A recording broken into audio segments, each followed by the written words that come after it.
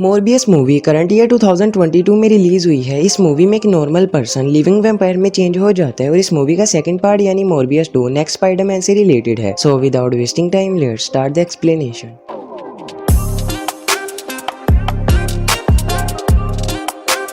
Movie के start में हमें कोस्टा रिका कंट्री दिखाई जाती है, जहां पर मूवी का लीड कैरेक्टर माइकल मोरबियस अपनी टीम के साथ हेलीकॉप्टर में एक माउंटेन पर पहुंचता है और वहां पर एक केव भी होता है जिसमें काफी डेंजरस और पावरफुल बैट्स होती हैं। मूवी में इन बैट्स को वैम्पायर बैट्स बोला गया है। मोरबियस इन बैट्स पर एक एक्सपेरिमेंट करने के लिए आया था, इसी वजह से वो अपने हाथ पर कट लगाता है और ब्लीडिंग होने लगती है। ब्लड की स्मेल से वो सभी बैट्स मोरबियस पर अटैक कर देती हैं और उसी वक्त सीन शिफ्ट होता है पास्ट में, जहाँ हमें 25 ईयर्स बैक स्टोरी दिखाई जाती है। उस वक्त मोरबियस 10 साल का होता है और हमें पता चलता है कि मोरबियस को एक रेयर ब्लड डिजीज है जिसकी वजह से वो फिजिकली डिसेबल्ड भी है। मोरबियस इस वक्त ग्रीस के एक हॉस्पिटल में होता है, जहाँ पर मोरबियस के जैसा एक और बच्चा आता है और उसे भी सेम मोरबियस वाली ब्लड डिजीज होती है। मोरबियस उस लड़के से उसका नाम पूछता है तो उसका नाम होता है लूशियस, मगर मोरबियस उसे माइलो बुलाने लगता है। अब इन दोनों की टेक केयर हॉस्पिटल के डॉक्टर निकोलस करते थे, जो कि मोरबियस के एडॉप्टिव फादर भी होते हैं, जो मोरबियस को न्यूयॉर्क के मेडिकल स्कूल में एडमिशन दिलाते हैं क्योंकि मोरबियस इल होने के बावजूद भी काफी इंटेलिजेंट था। देन 25 ईयर्स लेटर सीन दिखाया जाता है, जहाँ पर मोरबियस अब एक सीनियर डॉक्टर बन चुका होता है और मोरबियस उन लोगों की हेल्प करने के लिए एक सिंथेटिक ब्लड बनाता है जिन्हें इसकी काफी जरूरत थी। मोरबियस के इस काम को देखकर उसे नोबेल प्राइज भी दिया जाता है। अब मोरबियस न्यूयॉर्क में अपनी एक लैब भी बना लेता है, जहाँ पर वो अपनी कुलीग मार्टिन के साथ काम किया करता था। मोरबियस हमेशा से ही अपनी ब्लड डिजीज को ठीक करना चाहता था, इसीलिए मार्टिन उसकी हेल्प करती है। जहाँ पर काफी सालों की मेहनत से वो दोनों वैम्पायर बैट्स के डीएनए से एक सीरम बनाते हैं, जिसे अब मोरबियस ने अपनी बॉडी में इंजेक्ट करना था। मोरबियस ने ये सीरम ह्यूमन डीएनए और वैम्पायर बैट्स डीएनए मिक्स करने से बनाया था, इसीलिए वो जानता था कि इसमें कोई खतरा भी हो सकता है, इसीलिए वो ये एक्सपेरिमेंट सिटी से दूर परफॉर्म करना चाहता था। देन मोरबियस अपने फ्रेंड माइलो के पास जाता है, जो कि काफी रिच फैमिली से बिलोंग करता है। पहले तो मोरबियस उसे गुड न्यूज देता है कि अब हमारी डिसेबिलिटी बहुत जल्द खत्म होने वाली है क्योंकि मैंने एक सीरम बना लिया है। साथ ही वो ये भी बताता है कि मुझे ये एक्सपेरिमेंट इस सिटी से दूर परफॉर्म करना है ताकि कोई भी नुकसान ना हो सके। इसी वजह से माइलो मोरबियस के इस एक्सपेरिमेंट के लिए फंडिंग करता है। देन सीन शिफ्ट होता है इंटरनेशनल वाटर में, जहाँ पर मोरबियस अपनी टीम के साथ अपने सीरम को टेस्ट करने वाला था। इसके बाद मार्टिन मोरबियस के अंदर उस सीरम को इंजेक्ट करती है। पहले तो सब नॉर्मल ही था और मोरबियस अपने एक्सपेरिमेंट के सक्सेसफुल होने का इंतजार कर रहा था, मगर कुछ देर के बाद मोरबियस को अपनी बॉडी में स्ट्रेंज फील होता है क्योंकि अब उसमें वैम्पायर बैट्स की एबिलिटीज आने लगी थी। जब मार्टिन उसे चेक करने जाती है तो वो रूफ के साथ स्टिक था और देखते ही देखते मोरबियस पूरा एक लिविंग वैम्पायर में चेंज हो जाता है। मोरबियस का उसकी बॉडी पर बिल्कुल भी कंट्रोल नहीं था, इसी वजह से वो वहाँ पर मौजूद टीम पर अटैक कर देता है और वो टीम भी मोरबियस को शूट करने लगती है, मगर मोरबियस पर इसका कोई भी असर नहीं होता। मोरबियस अपनी सुपर क्वालिटीज को इस्तेमाल करके उन सब लोगों को मार देता है और मार्टिन ने अपने आप को सेव कर लिया होता है। मोरबियस ने वहाँ पर मौजूद हर इंसान का खून पी लिया था सिवाय मार्टिन के। नेक्स्ट डे जब मोरबियस अपने सेंसेस में आता है तो उसे पता चलता है कि शिप में मौजूद हर इंसान मर चुका है। जब वो सीसीटीवी फुटेज चेक करता है तो उसे मालूम होता है कि इन सब के पीछे उसका अपना हाथ है। दूसरी तरफ मार्टिन की हालत भी काफी खराब थी। इस इंसिडेंट के बाद मोरबियस उस शिप से भाग जाता है क्योंकि उसे डर था कि कहीं पुलिस उसे पकड़ ना ले। जब पुलिस वहाँ पर पहुँचती है तो वो मार्टिन को हॉस्पिटल में शिफ्ट कर देती है। सीन शिफ्ट होता है मोरबियस पर, जो कि अपनी लैब में जाकर अपनी पावर्स को देखने लगता है। तब उसे पता चलता है कि अब उसमें super human strength, speed, reflexes and echolocation जैसी एबिलिटीज मौजूद हैं। कुछ देर और काम करने के बाद मोरबियस अपनी बॉडी के रिलेटेड एक और बात जान जाता है कि उसे जिंदा रहने के लिए ह्यूमन ब्लड कंज्यूम करना होगा, मगर मोरबियस अपने आप को जिंदा रखने के लिए दूसरे लोगों को मारना नहीं चाहता था, इसीलिए वो सोचता है कि मैं अपने ही सिंथेटिक ब्लड को यूज करूंगा और वो ऐसा ही करते हैं। कहीं ना कहीं मोरबियस का ये एक्सपेरिमेंट सक्सेसफुल भी हुआ था क्योंकि मोरबियस अब एक नॉर्मल पर्सन की तरह चलने और हेल्दी लाइफ स्पेंड करने लगता है। अभी भी मोरबियस अपनी बॉडी पर रिसर्च बंद नहीं करता और उसे पता चलता है कि सिंथेटिक ब्लड कंज्यूम करके वो सिर्फ 6 घंटों के लिए नॉर्मल रह सकता है और रेगुलर बेसिस पर इसे इस्तेमाल करके इसका ड्यूरेशन 6 घंटों से भी कम हो जाएगा। मोरबियस को डर भी था क्योंकि वो जानता था कि एक वक्त ऐसा भी आएगा जब ये सिंथेटिक ब्लड मेरी बॉडी पर बिल्कुल भी असर नहीं करेगा। इसी दौरान मोरबियस से मिलने माइलो वहाँ आता है, जो कि मोरबियस को देखकर काफी शौक होता है कि ये बिल्कुल ठीक हो चुका है, यानी कि वो सीरम काम कर गया। माइलो मोरबियस को बोलता है कि मुझे भी अपने क्योर से नॉर्मल करो। तब मोरबियस कहता है कि मैं जरूर करता, मगर वो सीरम बहुत डेंजरस है, उसकी वजह से मैं लोगों का खून एक वैम्पायर की तरह पीने लगा हूँ। अगर तुमने भी उसे यूज कर लिया तो तुम भी मेरी तरह एक वैम्पायर बन जाओगे। वो कहते हैं कि जो कुछ मेरे साथ हुआ है वो मैं तुम्हारे साथ होता हुआ नहीं देख सकता, मगर माइलो मोरबियस की बातों को उल्टा लेता है और समझता है कि ये खुद तो ठीक हो गया है मगर मुझे नहीं करना चाहता, इसीलिए वहाँ पर थोड़ी लड़ाई भी हो जाती है, लेकिन मोरबियस उसे सीरम नहीं देता, इसीलिए माइलो को मजबूरन वहाँ से जाना पड़ता है। लेकिन कुछ देर के बाद मोरबियस की लैब की नर्स की डेड बॉडी मिलती है जिसका किसी ने खून पी लिया हो। पहले तो मोरबियस समझता है कि ये शायद मेरा ही काम है, इसीलिए वो दोबारा पुलिस के डर से वहाँ से भागने का सोचता है। दूसरी तरफ पुलिस को भी अब मोर्बियस पर ही शक था क्योंकि शिप में भी कुछ ऐसा ही हुआ था। इसीलिए पुलिस जब मोर्बियस को अरेस्ट करने आती है तो वो अपनी सुपर स्पीड को यूज करता है और वहाँ से भाग जाता है, मगर फिर भी पुलिस उसे जेल में डाल ही देती है। जब मोर्बियस जेल में होता है तो उसे मिलने वहाँ माइलो आता है, जो मोर्बियस को बोलता है कि मैं अपनी वेल्थ से तुम्हें जेल से रिलीज करवा सकता हूँ, पर तुम्हें भी वो सीरम मुझे देना होगा। ये बोलकर माइलो एक पैकेट ब्लड का वहाँ छोड़कर चले जाता है। मोर्बियस को माइलो की बातों से पता चलता है कि उस नर्स को मैंने नहीं बल्कि माइलो ने ही मारा था, क्योंकि उसने भी मोर्बियस से छुपकर उस सीरम को यूज कर लिया है। मोर्बियस सोचता है कि तभी माइलो एक नॉर्मल पर्सन की तरह चल रहा था। अब मोर्बियस को डर था कि कहीं माइलो खुद को जिंदा रखने के लिए दूसरे लोगों को ना मार दे, इसीलिए वो जेल से भागकर माइलो से मिलता है और उसे बोलता है कि तुम भी एक वैम्पायर बन चुके हो, मगर परेशान मत हो, हम मिलकर इसके एंटीडोट ढूंढते हैं। मगर माइलो उस वक्त काफी गुस्से में था और वो मोर्बियस को कहता है कि हम दोनों काफी पावरफुल हैं, हमें कोई भी नहीं रोक सकता, तुम भी मेरा साथ दो। मगर मोर्बियस मना कर देता है, जिसके बाद इन दोनों में फाइट होती है और माइलो जानबूझकर मोर्बियस को अरेस्ट करवाने के प्लान्स बनाने लगता है, यहाँ तक कि वो अब मोर्बियस को मरवाना भी चाहता था। जब मोर्बियस को माइलो के प्लान्स का पता चलता है तो वो एंटीडोट बनाने में लग जाता है। दूसरी तरफ माइलो अब तक बहुत सारे लोगों को मारकर उनका ब्लड कंज्यूम कर चुका था। एक वक्त पर माइलो अपने ही डॉक्टर को मार देता है और उसका भी ब्लड ले लेता है। उस वक्त वहाँ पर मार्टिन भी होती है, इसीलिए मोर्बियस उसे बचाने आता है, मगर तब तक सिचुएशन काफी अनकंट्रोल्ड हो चुकी थी। मार्टिन मोर्बियस को बोलती है कि माइलो तुमसे बहुत पावरफुल है। मोर्बियस कहता है कि वो इसलिए क्योंकि उसने ह्यूमन ब्लड पिया है और मैंने सिर्फ सिंथेटिक, और ह्यूमन ब्लड सिंथेटिक ब्लड से ज्यादा पावरफुल होता है। मार्टिन कहती है कि तुम माइलो को रोको, वरना ये पूरी सिटी का ब्लड कंज्यूम करके इतना ज्यादा पावरफुल हो जाएगा कि इसे फिर कोई भी नहीं रोक सकेगा। मार्टिन मोर्बियस को अपना ब्लड लेने का कहती है, मगर मोर्बियस बोलते हैं कि ऐसे तुम मर जाओगी। लेकिन दूसरी तरफ माइलो बहुत गुस्से में था, इसीलिए मोर्बियस मार्टिन का ब्लड लेकर माइलो से फाइट करने लगता है। माइलो मोर्बियस को काफी बुरी तरह मारता है। मोर्बियस के काफी कोशिश करने के बाद भी वो माइलो को नहीं हरा पाता। देन फाइट के दौरान मोर्बियस को पता चलता है कि उसमें माइलो से एक एबिलिटी ज्यादा है, यानी मोर्बियस बैट्स के साथ कम्युनिकेट कर सकता है। तब मोर्बियस बैट्स की एक पूरी आर्मी अपनी हेल्प के लिए बुलवाता है और उनकी मदद से माइलो को डिफीट करता है। इसके बाद मोर्बियस अपने एंटीडोट को माइलो की बॉडी के अंदर इंजेक्ट करता है, जिसकी वजह से माइलो वहीं पर मर जाता है और मोर्बियस अपनी बैट्स के साथ वहां से चले जाता है। और वो दोनों पुलिस ऑफिसर्स इस सीन को देखकर काफी हैरान रह जाते हैं। लेकिन दूसरी तरफ मार्टिन भी जिंदा होती है और उसमें भी अब मोर्बियस की जैसी एबिलिटीज आ जाती हैं, क्योंकि जब मोर्बियस उसका ब्लड कंज्यूम कर रहा था तो मोर्बियस के ब्लड का भी एक ड्रॉप मार्टिन की बॉडी में चले जाता है। इट्स मीन कि अब मार्टिन भी एक वैम्पायर है। देन लास्ट में मूवी के पोस्ट क्रेडिट सीन में स्पाइडरमैन नो वे होम का सीन दिखाया जाता है, जब डॉक्टर स्ट्रेंज के स्पेल से वो सभी लोग इस मल्टीवर्स में आने लगते हैं जो कि स्पाइडरमैन को जानते हैं। इसी के चलते स्पाइडरमैन होम कमिंग मूवी का कैरेक्टर फ्लाइंग वर्चर यानी एड्रियन टूम्स अपने आप को मोर्बियस के मल्टीवर्स में पाता है। और सेकंड पोस्ट क्रेडिट सीन में दिखाया जाता है कि मोर्बियस अपनी कार में कहीं जा रहा होता है कि उससे मिलने के लिए वहाँ पर फ्लाइंग वल्चर आता है और उसे बताता है कि मेरे यहाँ आने के पीछे सिर्फ और सिर्फ स्पाइडरमैन का हाथ है, क्यों ना हम मिलकर उसे मारें। जिसके बाद मोर्बियस भी मान जाता है और इसी सस्पेंस के साथ सोनी स्पाइडरमैन यूनिवर्स की ये थर्ड मूवी यहीं पर खत्म हो जाती है।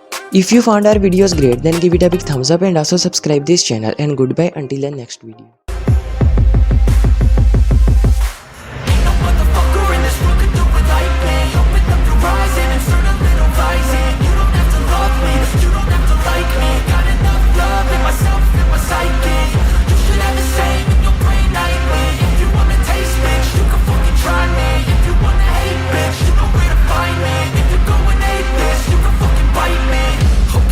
Going off every chance I get.